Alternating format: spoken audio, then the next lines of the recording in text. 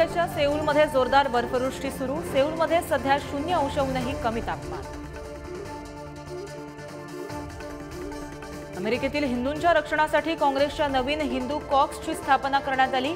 Hindu कॉक्सच्या स्थापनेमुळे Hindu American समुदायाचा आवाज बुलंद करण्यास मदत होईल। ब्रिटनमधील महागाईचा दर एका वर्षात निम्म्यानं घटलाय।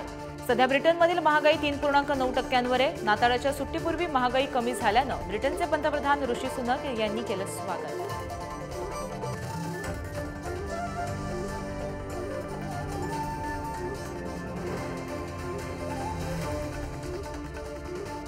अमेरिकेसह युरोपीय देश इस्रायलवर युद्धबंदीसाठी सतत दबाव आणत आहेत। यात हमास संपेपर्यंत युद्ध थांबणार नसल्याचं इस्रायलचे पंतप्रधान बेंजामिन नेतन्याहू यांनी वक्तव्य केलंय।